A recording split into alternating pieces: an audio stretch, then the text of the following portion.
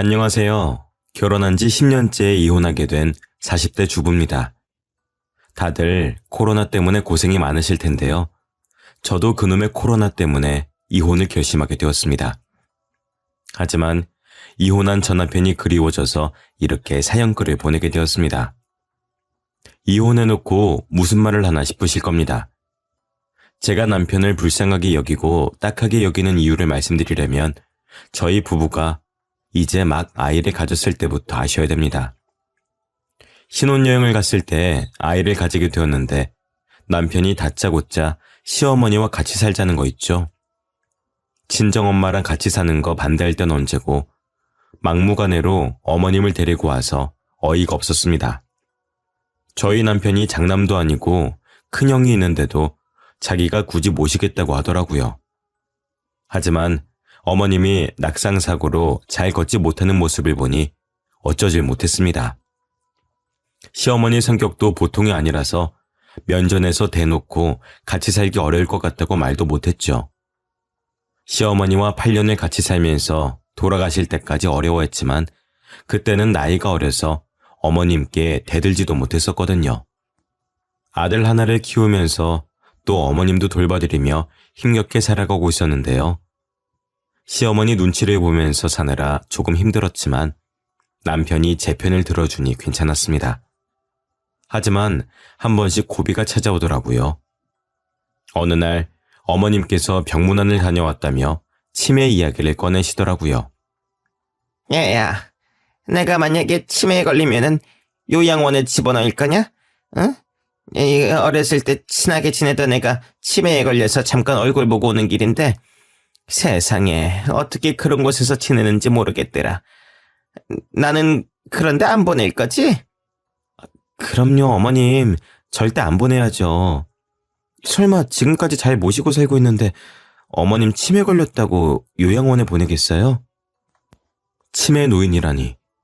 벽에 똥칠할 때까지 산다는 말이 있을 정도로 극악의 난이도가 아닌가요? 차라리 갓난아기 2명을 동시에 키우면 키웠지 치매 노인과는 못 살았습니다. 하지만 이 말은 속으로만 생각하고 차마 입 밖으로 이야기하지 못했죠. 남편도 옆에서 제 말을 듣고 놀란 눈치더라고요. 제 속도 모르고 정말 그럴 거냐고 따지길래 나중에 이야기하자고 속닥거렸습니다. 그리고 안방으로 가서 남편에게 미리 말해두었죠. 당신 어머님 앞에서 그런 것 좀 묻지 마. 어머님 앞에서 직접 모시겠다고 하지. 그러면은 시설에 보내겠다고 하겠어? 지금은 멀쩡하시니까 모실 수 있겠지만 어머니 치매 걸리면은 나 못 모셔. 당신 장남도 아닌데 괜히 어머님 모시겠다고 나서서 지금 이러는 거 아니야. 그러니까 어머님 아프시면 괜히 모시겠다고 하지 말고 요양원이든 병원이든 아무데나 입원시켜. 세상에 어떻게 그래. 지금 우리 형이 형편이 안 좋아서 이러는 건데 우리가 모실 수 있을 때까지 모셔야지. 그럼 우리 엄마는? 우리 엄마도 안 아픈 데가 없는데 혼자 지내고 계셔. 내가 외동딸이라 모실 사람도 없다고.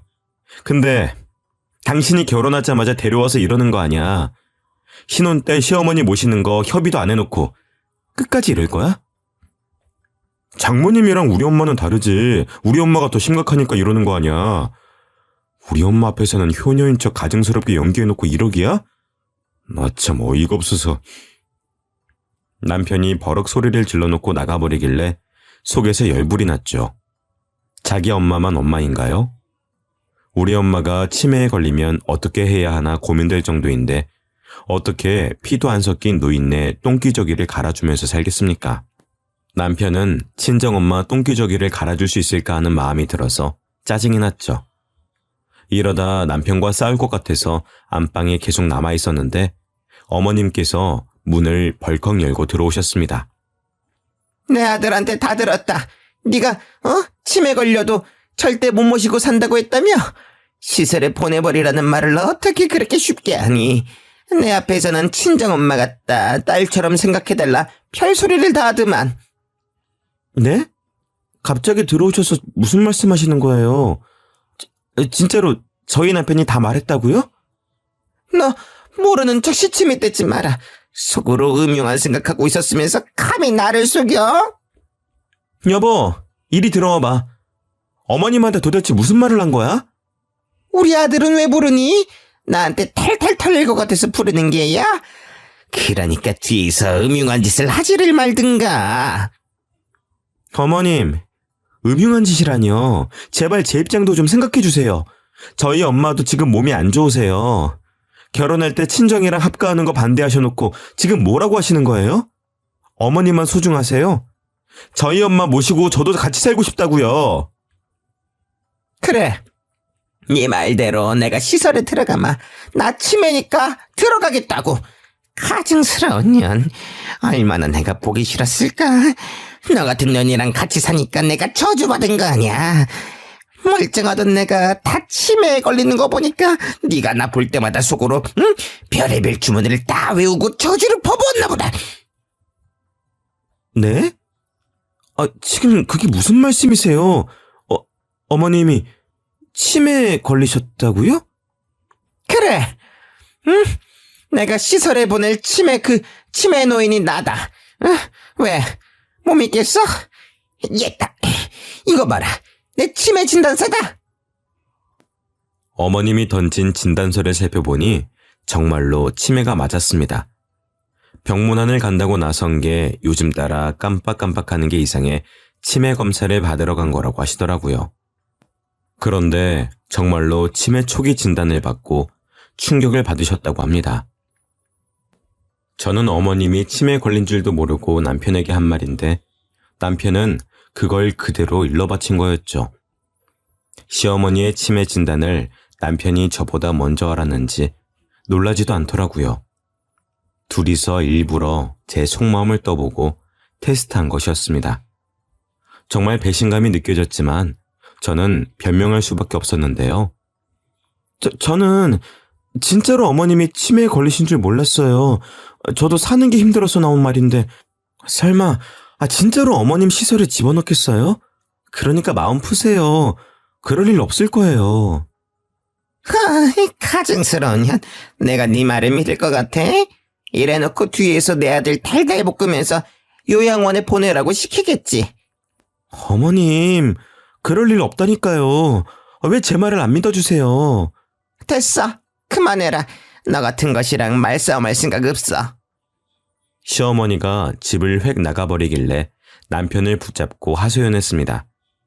중간다리 역할을 제대로 해달라고 부탁했지만 남편은 제 말을 들어주지 않았죠. 그날 이후로 남편이랑 시어머니 둘 다 저를 투명인간 취급하더라고요. 어머님의 치매가 심해질수록 저의 가사노동은 엄청나게 힘들어졌지만 아무도 저를 존중해주지 않았습니다. 치매에 걸린 어머님은 제 이름은 잊었어도 제가 한 짓은 기억하고 있더라고요. 저보고 매일 나쁜 년, 우라질 년, 나가 죽을 년 각종 욕을 내뱉었습니다. 그 수모를 다 겪어내면서 8년을 견뎌냈죠. 8년이 지나 어머님을 떠나보냈지만 집안에는 늘 냉랭한 기운이 감돌았습니다. 남편은 저를 용서라도 해준 것처럼 어머님 장례를 치를 때 과거에 있었던 실언은 잊어주겠다고 친히 이야기해 주었죠. 남편이 계속해서 비아냥거리길래 저는 그냥 잠자코 앉아서 이 시간이 지나가기를 바랬는데요. 남편과 저는 정말 살얼음판을 걷는 것 같았습니다. 누구 하나 이혼 이야기를 꺼내면 정말로 이혼 절차를 밟을 것 같았죠. 그러다가 저희 남편이 재택근무를 하게 되면서 확실한 위기가 찾아왔습니다. 저희 남편은 땡땡사에 다니고 있는 회사원이었는데 요새 코로나라서 재택근무를 한다고 하더라고요. 처음에는 한 달 정도만 재택근무를 하겠지 싶었는데 코로나가 점점 심해져서 3개월을 넘게 집에서 일하게 되었습니다. 그러면서 남편의 몸이 점점 거대해지고 있었죠. 적어도 10kg에서 15kg는 찐 것 같아서 남편을 힐난했죠. 안 그래도 남편이 미워 죽겠는데 겉모습도 나빠지니까 못 참겠더라고요. 당신 지금 꼴 좀 봐. 재택근무한다고 맨날 집에만 있으니까 돼지가 되어가고 있잖아. 이러다가 100kg 넘어가면 어쩌려고 그래? 당신이 무슨 상관이야. 그동안 남처럼 지내놓고 걱정해주는 척하지 마. 뭐? 남처럼? 어떤 남이 쌍욕하는데 참아주나? 당신 어머니가 나한테 쌍욕을 해도 참았어. 내가 시어머니 친딸처럼 챙겨주고 돌봐준 건 생각도 안 하는 거야? 치매에 걸리면 시설에 잡아넣는다고 말한 사람이 누구였어? 어? 진짜로 시설에 집어넣으면 나랑 이혼할까봐, 어? 그래서 억지로 돌봐드린 거잖아. 내가 억지로 했다고? 난 정성을 다해서 돌봐드렸어. 그럼 당신은 뭘 했는데? 어머님 돌아가시고 친정엄마랑 같이 살자고 했을 때도 당신은 안 된다고 했잖아. 나 그것도 이해하고 참아줬어. 근데 나한테 어떻게 이래? 그럼 그때 이혼하자고 하지 그랬어? 응? 그때는 사지 멀쩡하고 돈도 잘 벌어오니까 참은 거 아니야. 코로나 때문에 벌어오는 돈도 적어지고 뚱뚱해지니까 이혼하고 싶어졌어? 당신 말이 너무 심한 거 아니야? 내가 그런 사람으로 보여? 그리고 왜 이혼까지 들먹이는데? 당신은 이혼이 그렇게 쉬워? 우리 광희가 들으면 어쩌려고 그래? 광희 이제 10살이야. 당신이 하는 말 다 알아들을 수 있다고. 제가 눈물을 터뜨리면서 소리치니까 남편이 집을 나가버리더라고요. 3-4시간이 지나도 남편이 돌아오질 않길래 집을 나간 줄 알았습니다. 제가 전화를 해보니까 헬스장이라고 집에 가서 이야기하자고 했죠. 진짜로 남편이 집에 돌아와서는 헬스장에 다니겠다고 선언했죠. 찬바람 쐬면서 생각해봤는데 내가 심한 말 한 것 같더라고. 내가 봐도 살 빼야 될 것 같아서 집 앞에 있는 헬스장 등록해놨으니까 걱정하지 마. 최대한 빨리 원래 몸무게로 돌아갈게. 남편이 먼저 화해를 요청하니까 저도 마음이 사르르 녹아버렸습니다. 부부싸움은 칼로 물베기라는 말이 있듯이 늘 이런 식으로 싸우고 화해하니 이혼까지는 안 가는 거였는데요. 하지만 저는 앙금이 남아있었습니다. 제가 희생해서 치매 걸린 어머님 똥기저귀까지 갈아드렸는데 저를 인정해주지 않고 끝까지 배척했으니까요. 남편이라는 호칭의 뜻이 남의 편이라고들 하지 않습니까? 어머님이 난동을 피우며 못된 년, 애미 없는 년, 나를 감히 요양원에 가두려고 했냐고 폭언을 퍼붓는데도 남편은 제 편을 들어주지 않았죠. 늘 어머님 편을 들며 그러니까 옛날에 왜 그런 말을 했냐고 따지고 들었죠. 그 상처가 아직 남아있어서 저는 계속해서 남편을 헐뜯었습니다. 내가 어머님 돌보느라 바빠서 살찌니까 뭘 할 땐 얹이고 고작 집에서 회사 일 하면서 살이 그렇게 쪘어? 헬스장 다니면 뭐해? 재택근무 계속하면 살이 다시 찔 텐데? 당신 왜 말을 그렇게 해? 내가 좋게 생각해서 살갑게 말해본 건데 당신이 맨날 그런 식으로 말하니까 우리가 싸우는 거 아니야. 그래. 어차피 다시 찔 살 내가 빼고 본다. 빼고 나서 보자고. 남편도 제 말에 마음이 상해서 그나마 섞었던 인사말조차 나누지 않았습니다. 약속이나 무얼 사려고 잠시 나갈 때도 다녀오겠다, 다녀왔다는 말도 하지 않은 거죠. 그렇게 남편의 재택근무가 아예 끝나고 다시 회사로 복귀할 때까지 저희는 서로를 투명인간 취급했습니다. 물론 제가 먼저 남편에게 말을 걸 수도 있겠습니다만 여지껏 갖은 수모를 겪어가면서 남편과 시어머니께 무시당한 8년의 시간들 때문에 제가 먼저 말을 못 걸겠더라고요. 그 사이에 남편이 헬스장을 계속해서 다니고 있었는지 날이 갈수록 날씬해지고 있었습니다. 예전 몸무게는 물론 저와 연애했을 때처럼 근육이 생기고 있어서 가슴 설렜죠. 그래서 남편과 화해할 겸 분위기를 잡았습니다. 신혼 때처럼 오순도순 잘 지냈으면 좋겠어서 남편이 좋아하는 소고기를 구워놓고 와인도 한 잔 준비해 두었는데요.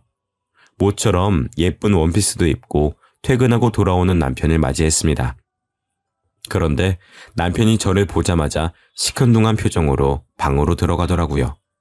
제가 따라 들어가니 남편이 신경질적인 목소리로 물었습니다. 당신이 웬일이야? 나 무시할 땐 언제고? 응? 기념일도 아닌데 소고기를 다 구웠어? 설마 소고기로 퉁치려고? 나보고 헬스장 다녀봤자 다시 찔 텐데 뭐하러 다니냐고 폭언 퍼부은 거 기억 안 나? 딱 보니까 내가 살 좀 빼고 몸 좋아지니까 신혼기분 내고 싶었나 보네? 당신이 살 빼서 이러는 거 아니야. 언제까지 이러고 지낼 순 없잖아. 난 하루라도 빨리 당신이랑 화해하고 싶어서 준비한 건데 왜 그렇게 생각하는 거야? 우리 이혼할 생각도 없으니까 남처럼 지내지 말자. 이혼할 생각이 없다고? 나는 그런 말 한 적 없는데. 언제부터 당신이 내 생각을 읽을 수가 있었어? 나 참 어이가 없어서. 됐어. 피곤해. 씻고 잘 거니까 그렇게 알고 있어. 남편이 저를 밀쳐내고 화장실에 들어가 씻길래 설마 했습니다. 진짜로 씻고 나오더니 제가 차려준 밥상도 안 쳐다보고 자더라고요. 코까지 골면서 자길래 정말 베개로 내려치면서 깨워버리고 싶은 마음뿐이었죠. 남편이 정말 차갑게 변해버렸다고 생각할 무렵이 그쯤이었습니다. 다음 날이 돼서야 소고기를 구워주는 저를 보고 남편이 젓가락을 까딱거렸는데요. 눈에 소고기 기름이 튀어서 잘못 본 줄 알았습니다. 젓가락으로 제 엉덩이와 뱃살을 가리키면서 몸매를 평가하고 있더군요. 당신 운동 좀 해야 되는 거 아니야? 그러다가 살 훅 쪄. 딱 보니까 나이 셀친 것 같은데 나중에 어떻게 빼려고 그래? 아줌마 같아서 나랑 다니면 웃기겠다. 내가 아줌마면 당신은 아저씨지. 왜 남의 이야기하는 것처럼 말해? 아침부터 시비 걸지 말고 얼른 먹고 출근이나 해. 난 일하다가 찐 살이라고 해도 당신은 무슨 고생을 했다고 살이 그렇게 찐 거야? 하루 종일 하는 거라고는 청소기 돌리고 설거지하는 것뿐이잖아. 당신도 젊은 애들처럼 필라테스나 요가 같은 거 좀 배워봐. 설마 몇 개월 전에 살 때문에 뭘 한 것 때문에 그래? 지금 복수하는 거냐고. 나이가 몇 살인데 계속 유치하게 굴래? 그만해. 슬슬 짜증나려고 하니까. 짜증내고 싶으면 짜증내. 평소에는 잘만 내더니 웃기시네. 어제 분위기 잡으려고 용 쓰던데 그걸로 신혼 분위기를 어떻게 내려고 했어? 당신 몸만 보면 40대가 아니라 50대야. 여자처럼 안 느껴진다고. 그 말을 듣는 순간 젓가락을 확 내려놓았습니다. 분노와 함께 눈물이 차올라서 남편 눈도 못 쳐다보고 집을 나와버렸죠. 집 근처 공원으로 나와서 동네 사람들이 보든 말든 펑펑 울었던 것 같습니다. 정신없이 울고 나니까 30분이 흘러있더라고요. 이쯤 되면 남편이 회사 가고 없을 것 같아서 집으로 올라갔습니다. 집에 가보니 남편이 식탁에 핸드폰을 두고 갔더라고요. 가져다 둘 생각은 추호도 없어서 구석에 던져두려고 핸드폰을 챙겨들었습니다. 그때 충격적인 장면을 목격했죠. 남편이 무음으로 맞춰뒀는지 핸드폰 알람 소리도 없이 문자가 한 통 왔는데요. 순식간에 사라졌지만 딱 봐도 여자와 나눈 메시지였습니다. 오빠 출근했어? 오늘 운동하러 올 거지. 야근하게 되면 말해줘. 같이 단백질 챙겨 먹고 운동하자. 자기 오늘도 화이팅. 사랑해. 이 문자를 본 순간 남편이 바람을 피느라 저에게 차가워진 거라는 생각이 들었습니다. 그래서 남편이 올 때까지 기다렸죠. 제 예상대로 남편이 오자마자 핸드폰을 찾더니 제 눈치를 보더라고요. 저는 모르는 척 집안일을 하다가 남편의 비밀번호 패턴을 알아냈습니다. 남편이 자는 사이 몰래 알아놓은 패턴으로 핸드폰 잠금 장치를 열어보았죠. 문자가 지워지지 않고 아직 남아있길래 제 핸드폰으로 찍어두었습니다. 제가 본 문자 말고도 헬스 트레이너와 수많은 문자를 나눴더라고요. 헬스장을 처음 다닐 때부터 연애하는 것처럼 알콩달콩 이야기를 나누었다는 사실을 알고 충격을 먹었습니다. 최근에는 본격적으로 저를 속이고 데이트를 하거나 당일치기 여행을 간 날도 있었는데요. 그 문자들을 본 순간 운동하러 가는 남편을 따라 나서야겠다는 결심이 들었죠. 그래서 바로 다음 날 남편 회사 근처에 숨어있게 된 거였습니다. 남편이 퇴근하고 회사에서 나와 헬스장으로 가는 것 같길래 저도 따라갔죠. 남편이 당연히 헬스장으로 갈 줄 알았는데 웬 주택가로 들어서더라고요. 설마 그동안 헬스장이 아니라 불륜녀의 집으로 들어간 것이 아닐까 하는 예감이 들었습니다. 역시 제 예감이 맞더라고요. 남편이 익숙하게 오피스텔로 들어가 불륜녀 집 비밀번호를 누르더니 현관문을 열고 있었습니다. 당연히 그 안에서 불륜녀가 튀어나와 남편에게 안기었죠. 저는 그 모습을 보자마자 바로 달려가 불륜녀의 뺨을 내려쳤습니다. 남편이 화들짝 놀라 저를 보더니 대뜸 소리를 질러댔죠. 당신이 왜 여기 있어? 지금 설마 날 미행한 거야? 완전 미친 년 팬네 아니야. 아무리 가족이라도 그렇지. 이거 범죄인 거 알지? 스토킹에 폭행죄까지. 어? 야, 우리 지훈이가 때릴 데가 어디 있다고 때려. 당신 거기 딱 있어. 경찰에 신고할 테니까. 뭐? 신고? 당신 돌았어? 나 몰래 바람핀 것도 모자라 신고를 해? 그것도 불륜녀 편을 들면서? 그래, 신고해. 경찰 올 때까지 너 죽고 나 죽자. 누가 이기는지 보자고. 제가 불륜녀 머리채는 물론 남편의 머리채까지 잡으려고 하니까 남편이 난동을 피우며 저를 밀어냈습니다. 아이씨, 이 옆에 내가 진짜. 당신이 뚱뚱해서 이러는 거 아니야. 우리 지훈이를 봐. 얼마나 날씬하고 예뻐? 근데 당신은 곧 있으면은 아줌마를 뛰어넘어서 할머니가 되게 생겼네? 거울은 보고 다니는 거야? 어? 왜 이렇게 막말하는 건데? 생각이란 걸 하고 있긴 해? 진짜 나랑 이혼하려고 이러는 거야? 우리 광희를 생각하라고. 당신 원래 이런 사람 아니잖아. 이 여자한테 홀려서 이렇게 된 거잖아. 내가 이번 한 번만 봐줄게. 그러니까 우리 돌아가자. 응? 내가 왜? 이 손 놔. 우리 엄마 치매 노인이라고 매일 눈치 주고 집안에서 편하게 못 있게 할 때는 언제고 피해자인 척하는 거야? 다른 여자들은 아무 말 안 하고 시댁살이나 잘한다고 하던데, 응? 당신은 뭐가 그렇게 잘나서 틈만 나면 나한테 뭐라고 하고 시비 걸고 그러냐고. 너 잘난 거 하나도 없잖아. 예쁘기를 해, 날씬하기를 해? 둘 다 부족하면 성격이라도 좋든가. 제가 간절하게 매달리는데도 남편이 제 손을 뿌리치면서 저에 대한 비하 발언을 내뱉더라고요. 기다렸다는 듯이 줄줄이 저에게 욕을 해대는데 정말로 오랫동안 생각해온 진심 같아 보였습니다. 남편이 저 몰래 이런 생각을 하고 있다니. 남편의 손이 제 손이 아닌 제 뺨을 후려치는 기분이 들었죠. 갑자기 몰려오는 배신감에 못 이겨 저도 남편에게 이혼 이야기를 하고 말았습니다.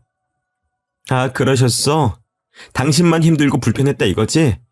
정작 치매노인 똥기저귀 갈아주고 욕짓거리 다 듣고 산 나는 오죽했겠어? 그래, 8년간의 고생도 이해 못해준 사람이랑 어떻게 살겠니? 당신 나랑 이혼하고 싶어서 이러는 거지? 이혼하자. 지금 당장 이혼하자고. 바라던 바야. 이혼 도장 바로 찍어. 당신이랑 어떻게든 이혼하고 싶었는데 드디어 이혼하게 됐네. 대놓고 바람핀 주제에 내가 그냥 이혼해 줄 것 같아? 불륜 증거 다 모아뒀어. 내가 이혼 소송 걸 테니까 위자료랑 우리 광희 양육비나 준비해. 남편이 이쯤 되면 제게 빌빌거리며 다시 생각해보자고 할 줄 알았습니다. 그런데 콧방귀를 뀌고 불륜녀와 함께 집 안으로 들어가 버리고 말더라고요. 차마 초인종을 누르며 당장 나오라고 이혼하자는 말 취소하라고 할 순 없었습니다. 그저 불륜녀가 사는 집 앞에 주저앉아 눈물만 흘리고 있었죠. 다 울고 나니 혹시나 남편이 돌아오진 않을까 기대했습니다. 제 집으로 들어가 남편을 기다려보았지만 남편은 돌아오지 않더라고요. 실제로 이혼 소송 절차를 밟았는데 한 달 만에 만난 남편은 위자료와 양육비는 얼마든지 줄 수 있다고 호언장담했습니다. 억울한 마음에 높은 금액을 불러 합의하려고 했지만 남편이 불륜녀 자랑을 하면서 진짜로 그 돈을 준다고 하더라고요. 그래서 제가 무슨 돈이 생겨서 이렇게 이혼하려고 하냐고 물었습니다. 무슨 돈이긴, 우리 지훈이가 그러는데 그 정도 돈은 돈도 아니라고 하더라. 껌값이래, 껌값. 지금이라도 당장 줄 수 있다던데? 당신이랑 급이 달라. 헬스 트레이너도 취미로 하고 있는 애라고. 집에서 탱자탱자 노는 당신이랑은 달라. 당신이 찾아온 그 오피스텔 건물도 우리 지훈이 거야. 가지고 있는 건물이 한두 채가 아니라니까.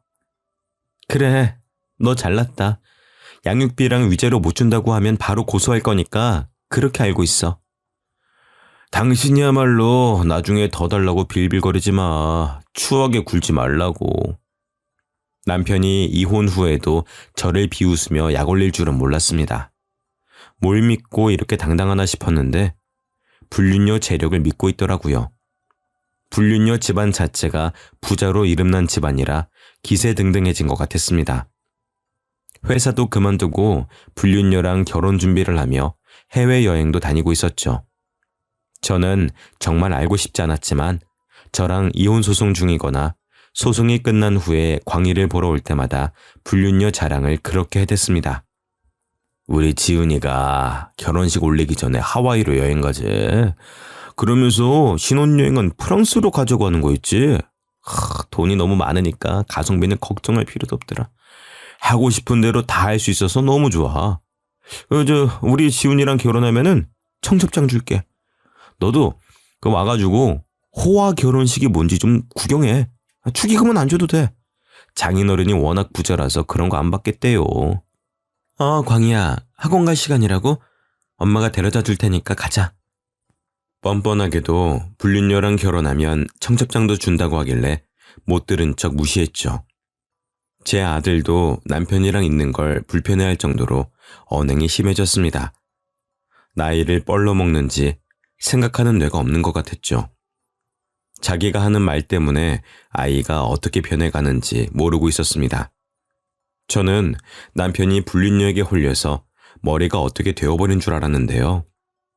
다행히 남편의 불륜녀 자랑도 거기서 끝이 나고 말았습니다. 불륜녀가 운영하는 헬스장 남자 고객과 바람을 폈다는 거 있죠? 남편보다 더 잘생기고 능력 있고 나이까지 어린 남자였습니다. 그 소식을 어떻게 알게 되었냐고요? 남편이 제 발로 집까지 찾아와서 저에게 매달리기 시작했거든요. 여보, 내가 잘못했으니까 우리 다시 합치면 안 될까? 내가 이렇게 빌게. 갑자기 그게 무슨 말이야? 얼마 전까지 당신 불륜녀 자랑을 그렇게 하더만. 지훈이가 나보다 더 젊고 돈 많은 남자랑 도망갔어. PT해주는 남자 고객 같은데 내 돈 다 가져가서는 연락도 안 받아. 나한테 아버지 사업 핑계대면서 대출까지 쓰게 만들더니 나 그년 때문에 땡전 한 푼도 없어. 오히려 빚만 늘었다고. 그래서 나랑 다시 결혼해서 빚 갚아달라는 말이야? 내가 그래줄 것 같아? 그년이 그렇게 부자라며. 그 남자 질리면 돌아와서 당신 빚을 갚아주겠지. 다시 올 때까지 기다려. 그럼 되겠네. 그년이 안 올 것 같아서 이러는 거야. 그의 아버지 부자인 거 다 거짓말 같아. 꽃뱀인 것 같다고. 나 꽃뱀한테 당한 거야. 그러니까 한 번만 봐주면 안 될까? 꽃뱀한테 홀려서 와이프 버린 놈을 내가 뭐하러? 집안 망신시킬 일 있어? 우리 광희도 당신 안 좋아하니까 당장 꺼져. 제가 이렇게 말하면서 쫓아내려고 하니까 남편이 무릎까지 꿇었습니다. 파리처럼 싹싹 빌면서 저한테 눈물로 호소하는데 경찰을 부르겠다고 소리쳤죠. 남편은 그날만 절 찾아온 것이 아니었습니다. 매일 찾아와서 문을 두드리거나 광희를 불러 문을 열게 만들길래 112에 신고해 주거침입죄로 신고한 적도 있었는데요. 진짜로 경찰들이 남편을 잡아가니까 그 뒤로 제 집을 찾아오지 않았습니다. 그렇게 이혼 후 9년이 흘렀습니다. 남편은 당연히 빈털터리가 돼서 양육비도 주지 못하는 상황이었는데요. 불륜녀한테 당한 배신감이 컸는지 결국 남편 지인들도 저에게 SOS 요청을 했습니다. 전화로 남편 사정을 들어보니까 거의 폐인이 되었다고 하더라고요. 순영씨, 우리 형님 좀 다시 만나주면 안 될까요? 순영씨랑 너무 만나고 싶어 하는데 연락할 방법이 어때요? 빚쟁이들 때문에 번호 바꿔서 여기 이 번호로 연락해달라고 하던데 미친 척하고 딱 한 번만 만나줘요. 너무 불쌍해서 그래. 남편 지인이 문자로 전화번호를 전달해 주길래 일단 알겠다고 했습니다. 그동안 무려 9년이라는 시간이 흘러가서 이제 모든 게 덤덤해졌죠. 남편만큼은 아니지만 과거에 제가 잘못한 것들도 생각나서 조금은 후회가 됐습니다. 그때 그런 인신공격을 하지 말고 차분하게 잘 말해볼 걸 하는 그런 반성을 가끔씩 하고 있었거든요.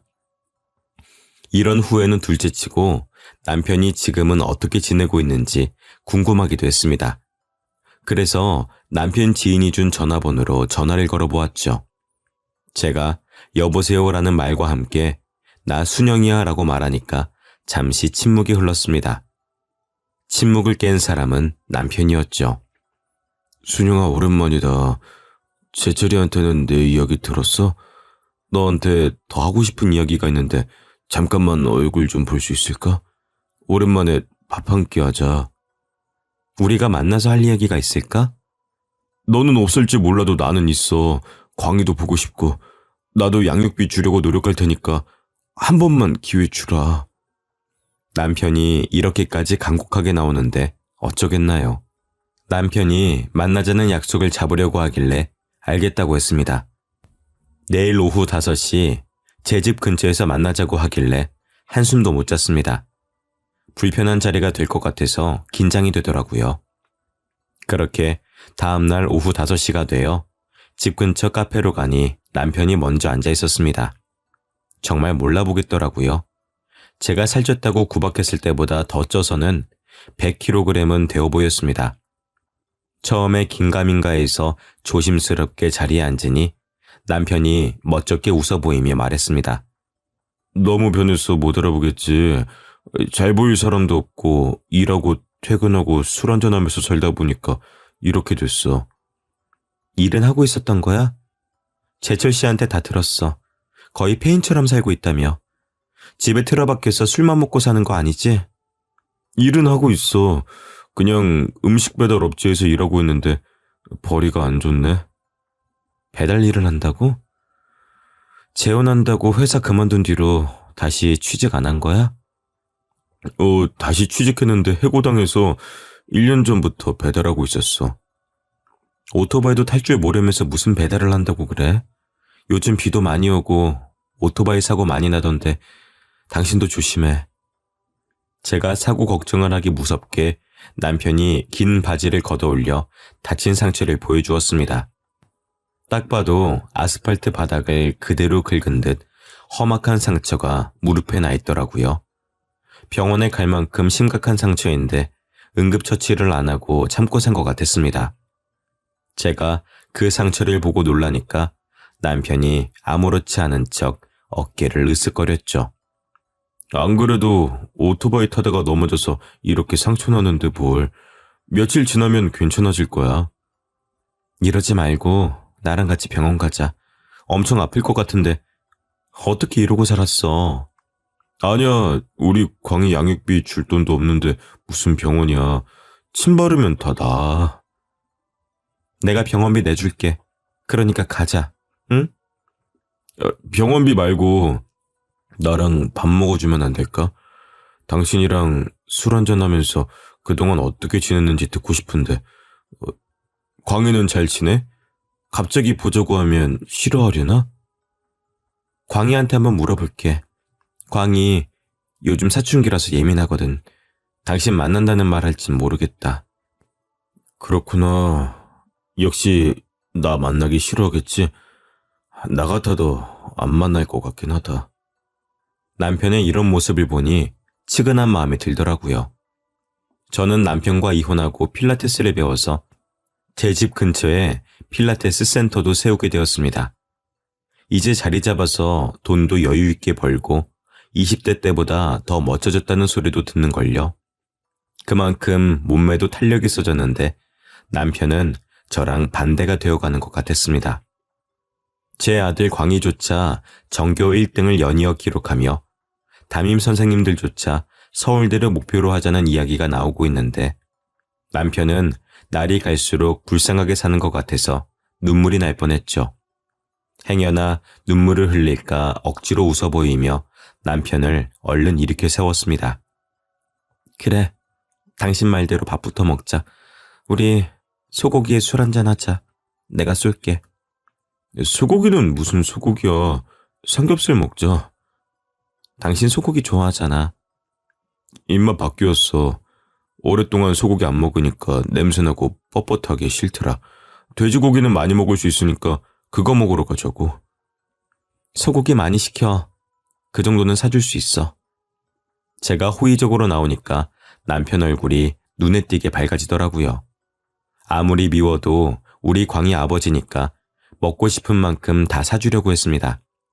그날 허심탄회하게 이야기하며 실컷 먹고 마시다가 늦은 시간에 헤어졌죠.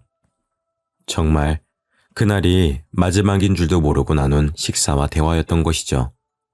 그러다 몇 달 뒤에 모르는 번호로 전화가 걸려온 것이었습니다. 전화를 받아보니 제가 사는 곳에서 한참 떨어진 땡땡 병원이라고 하더라고요. 석준 씨 아내 되십니까? 여기 땡땡 병원입니다. 석준 씨가 갑자기 사고를 당하셔서 연락드립니다.